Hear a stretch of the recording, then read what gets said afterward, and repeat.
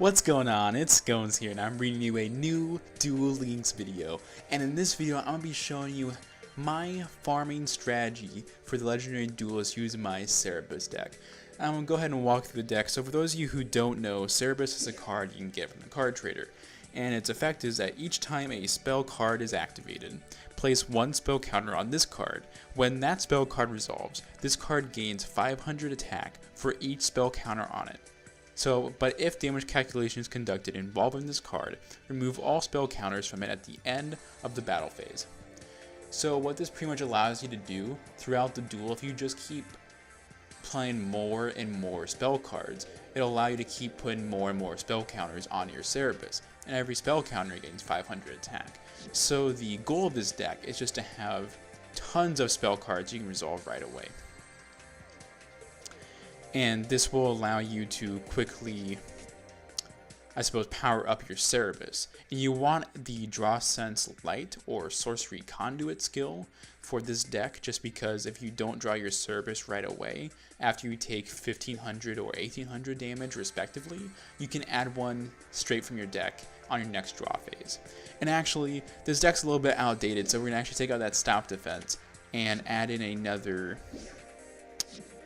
see here, and we're gonna add in another D spell.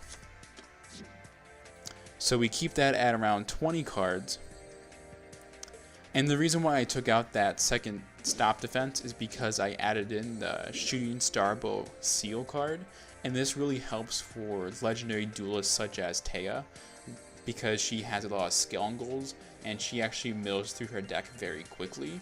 So not being able to flip over that last monster because if it's a Skeleton goal she might deck out is a very unfortunate reality. And Shooting Starbow Seal helps eliminate that type of risk. And we have Shard of Greed to kind of mill through our deck a little bit faster. And we're actually going to add the Cup of Ace to our deck as well. That's what we'll use. We'll go ahead and add, we'll just add one of those. And we're going to use that instead of this stop defense. So this is pretty much our deck. We want stuff that can mill through our deck very quickly. We have reload in here as well in case we need to draw a Cerberus right away, or we need a spell card right away. Maybe we need Gravity Axe, or we need Goblin Thief, any of them really. You just try to stockpile your hand as much as you can with cards. Then you just, as the card implies, you reload your entire hand, and you'll have different cards that might be better for your situation. The Ryoku is to take the power of one of our Cerberus and put it on the other Cerberus so we can get that 10,000 plus damage. And then the Gravity Axes freeze your opponents in defense mode or attack mode. It just doesn't allow them to flip over their monsters and use card effects. So we're going to go ahead and save that deck.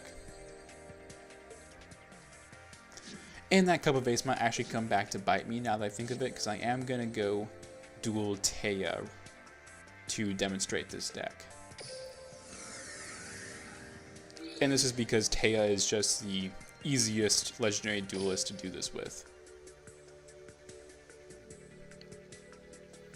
The only bad part about farming Taya this way is that she does mill through her deck fairly quickly, which isn't a very good thing with this deck because you're pretty much in it for the long haul. Whenever you have 10,000 damage, you can definitely just attack her life points directly, but it's worth it to mill your deck down to like 3 cards so you can get that little bonus at the end. And luckily enough, we do draw the Cerberus on the first hand. We do draw our Ryoku on the first hand, so we're sitting in pretty good shape. We do draw our Cup of Ace so early, so I'm going to throw my Mystical Beast Cerberus out there, and I'm going to throw the Cup of Ace out there right away, and we'll see if it bites us. We really need a heads here. Let's see if we can get it. And we do, sweet. So we're going to draw 2 more cards, and then we're going to activate our Gravity Axe, just so we're powered up enough to none of the monsters in her deck, even with her equip cards, can't really touch us. And her monster, whatever this is frozen in defense mode anyway. And then what we're going to do, we're just going to keep cycling through our hands until we eventually hit another Cerberus. and we're going to try to save as many spell cards as we can, because obviously if we're just going to Ryoku onto our other Cerberus, if we've already used all of our spell cards, our second Cerberus isn't going to be very powerful. And at this point, there really isn't a need for us to use our spell cards unless we have to. So we're just going to wait until we have 7 cards in our hand, use a spell card so we don't discard it and throw it away pretty much. Because using it on our Cerberus is still better than not using it at all, even if it's just one. So we get Goblin Thief right here, and again, we don't really need to use a spell card, so we're just going to end our turn and see what Taya does. Has 3 defense monsters here. They're all frozen. I assume 2 of them are probably a Skelungle. That's usually how it goes. And I'm going to go ahead and use Yami as my spell card of choice. Just because it does power me up as well, and it also weakens all of her monsters because she has Fairy, and that's Yami's secondary effect, decreases the attack and defense of all Fairy type monsters by 200 points. My turn's over. Here we go. So we're going to draw, and hopefully we get a Cerberus or a Shard of Greed, and we don't. And we're going to go ahead and start eating away at Taya's life points a little bit by using a Goblin Thief. And that's going to take 500 damage to her, and pretty much take that life points and add it on to our own life points. And again, at this point, the most she can do is just set a card maybe, then end her turn. Really hoping to draw that Shard of Greed here soon. Okay, we have Reload, and I know we have the Ryoku in our hand, and that's an essential part of this deck. But I'm going to go ahead and activate my Reload as well, just because that's what we need.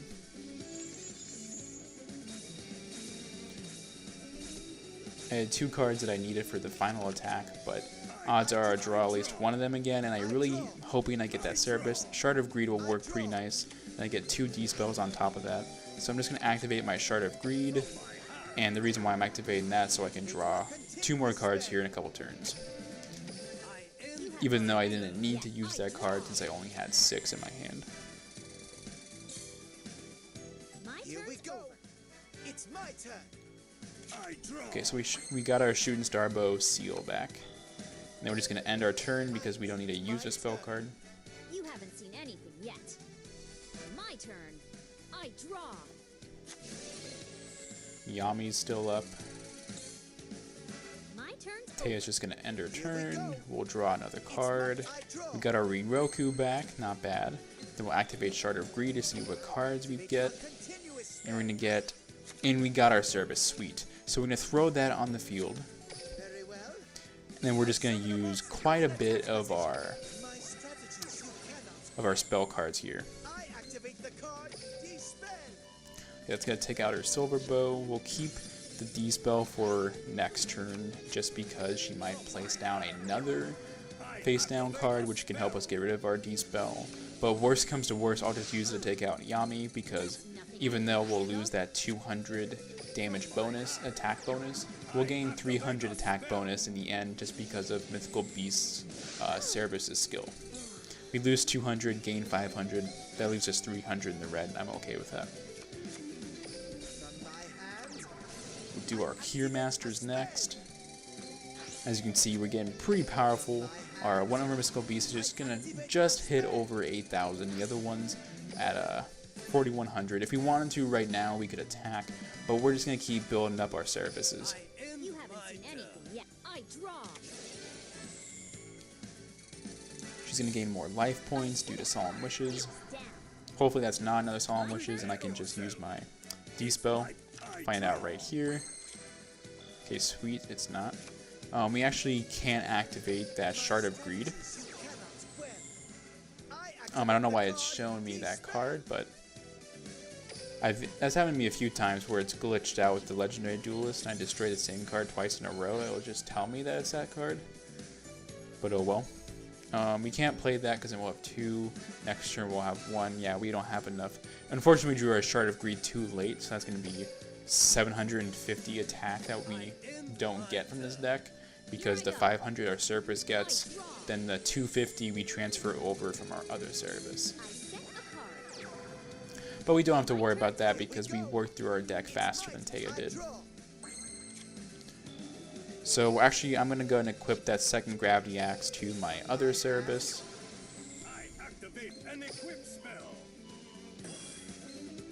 And now its attack power is getting really close to 10,000.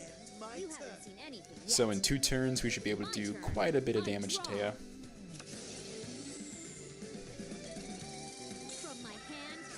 And she's going to go ahead and activate the cards from the sky, which gives both Cerberuses another 500 attack. Gives her some life points, yeah, but the Cerberus attack is what I care about more. Because no matter how much she heals up, we're still going to have more attack than she does life points.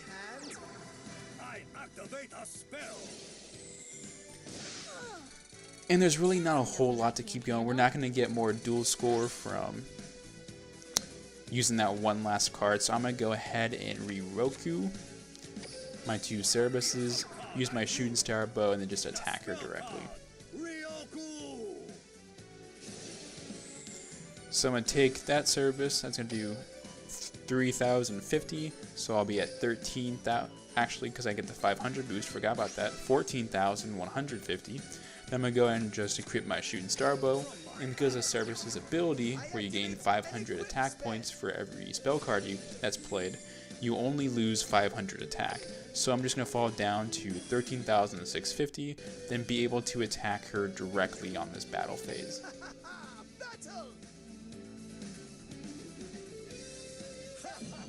And that's going to be our 10,000 plus damage right there. And that's pretty much the farming guide, strategy, whatever you want to call it when you use Cerberus deck, the Cerberus deck, and that's how you use it against legendary duelists. So when we get that win, we'll see how much our duel score is.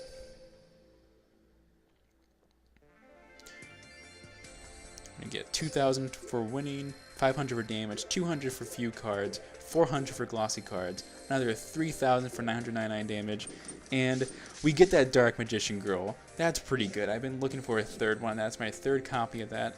The other ones are kind of okay. Red Medicine, Goblin Secret Remedy, and the jewels are, I'm really trying to get my skill, either Labyrinth Builder or 3-star Demotion. But the Dark Magician Girl is definitely a good touch. And I'm going to really enjoy having 3 of those in my Magician Circle deck.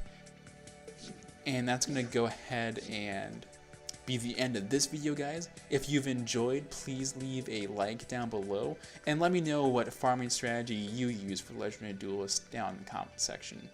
I'll see you guys next time.